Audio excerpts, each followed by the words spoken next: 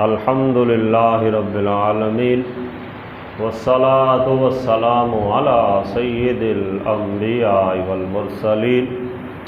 اما بعد فاعوذ باللہ من الشیطان الرجیم بسم اللہ الرحمن الرحیم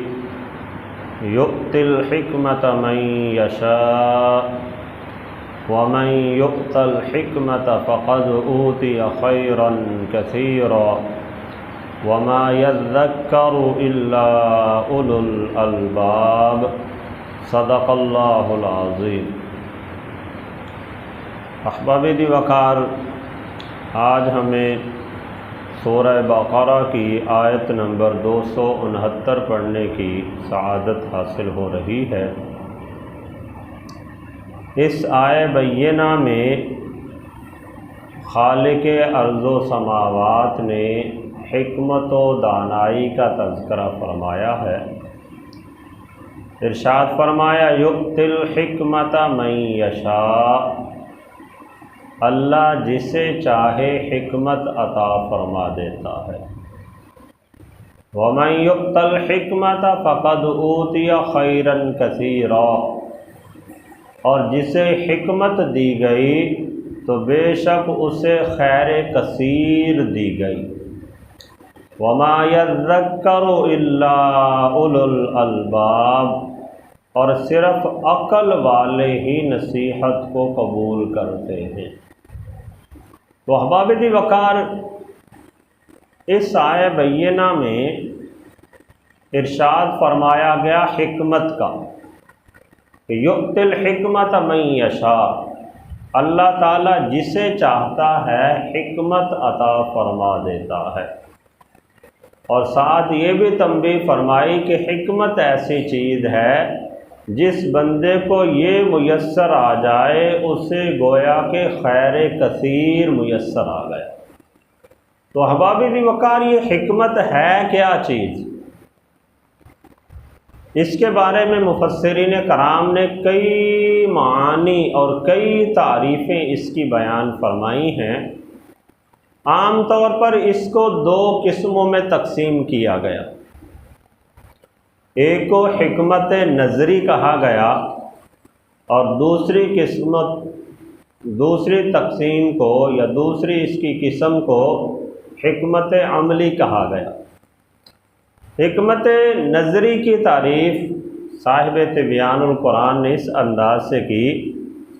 کہ بشری طاقت کے مطابق حقائق اشیاء کا اس طرح علم ہو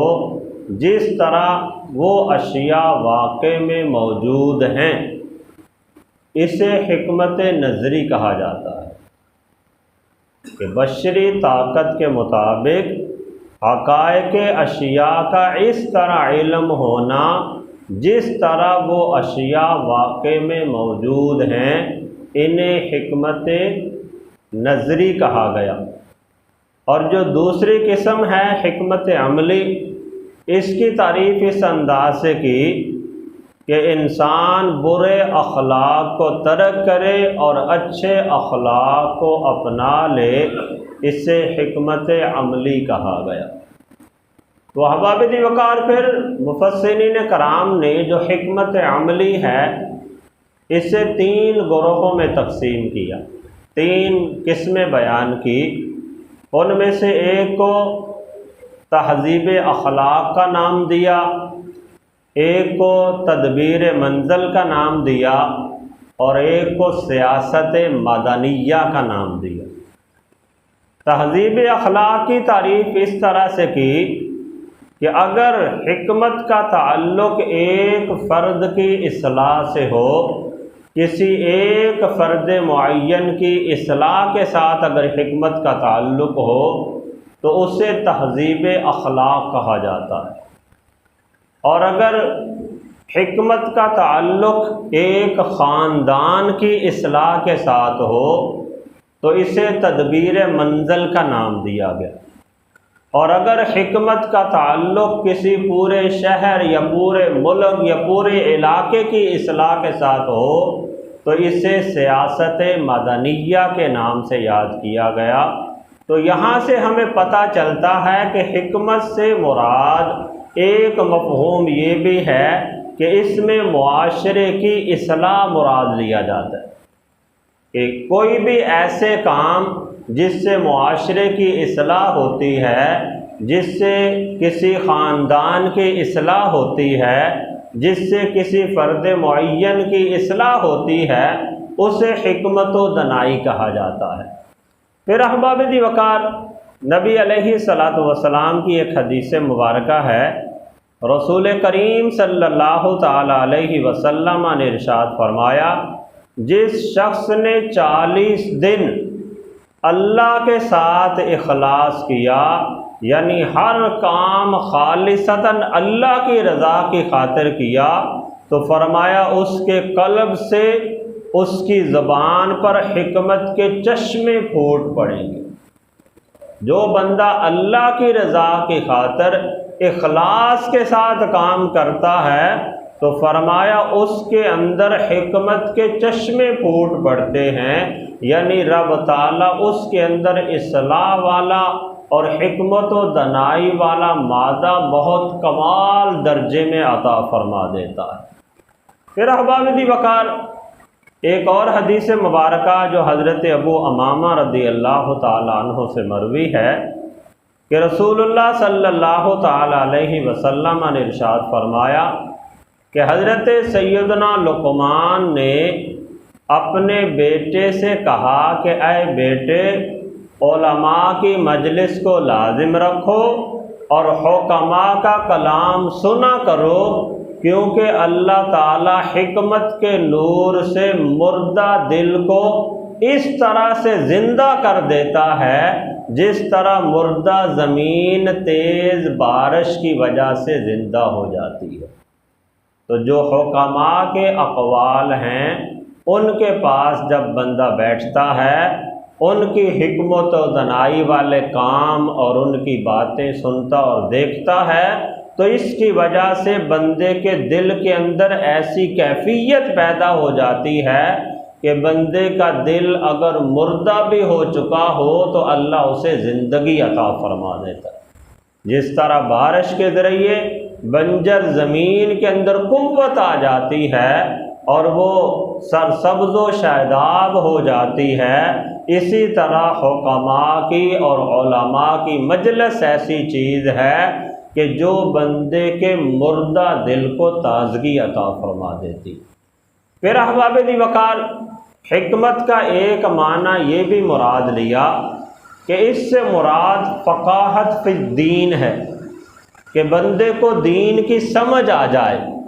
دین کے احکامات پہ عمل کرنے کے اعتبار سے بندے کو فقاہت آ جائے، فقہی علم بندے کو حاصل ہو جائے، اور جس بندے کو یہ چیز عطا کر دی جاتی ہے اسے رب تعالی ہزارہا عابدوں سے فضیلت عطا فرما دیتا۔ اس کے بارے میں نبی علیہ الصلاۃ والسلام کی حدیث مبارکہ ہے،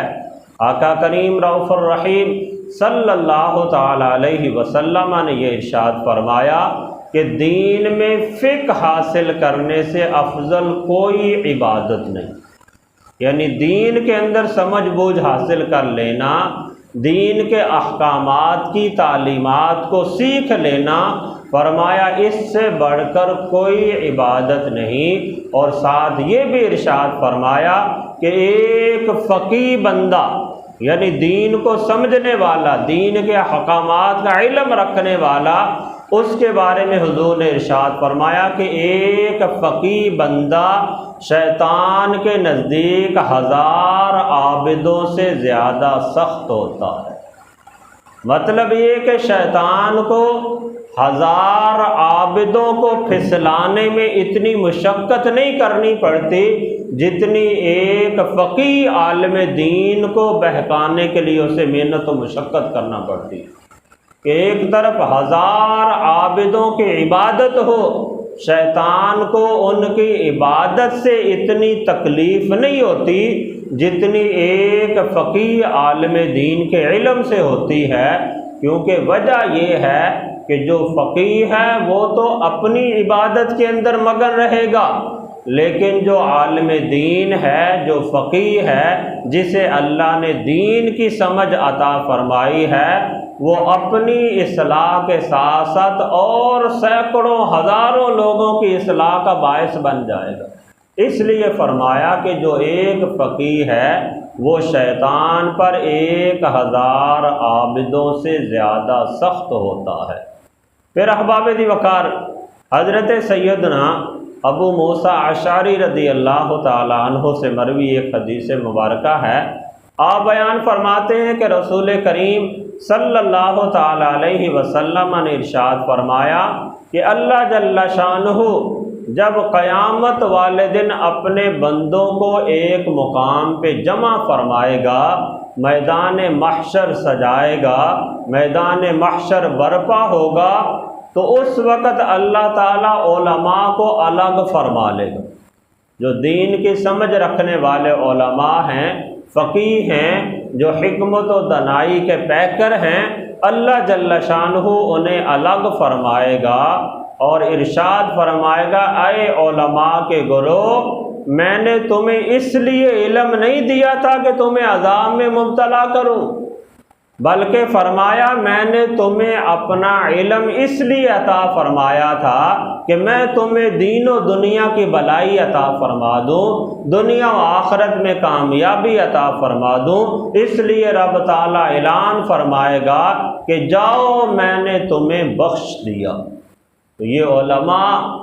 دین کی فقاہت رکھنے والے، یہی اصل میں حکمت و دانائی کے پیکر لوگ ہیں، اور یہ لوگ اپنی بھی اصلاح کرتے ہیں، اپنے اعمال کو بھی اچھے انداز سے ادا کر لیتے ہیں، اور دوسروں کے اعمال کی اصلاح کا سبب بھی بنتے ہیں۔ تو احباب دی وقار، اس اعتبار سے ہمیں اگر دیکھنا پڑے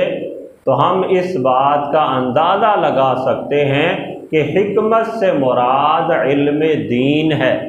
دین کی فقاہت ہے،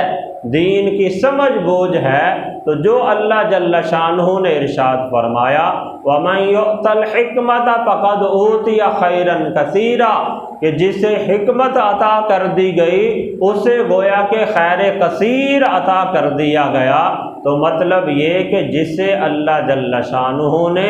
دین کی فقاہت عطا فرما دی، دین کی سمجھ بوجھ عطا فرما دی، اسے رب تعالیٰ نے خیر کثیر عطا فرما دیا۔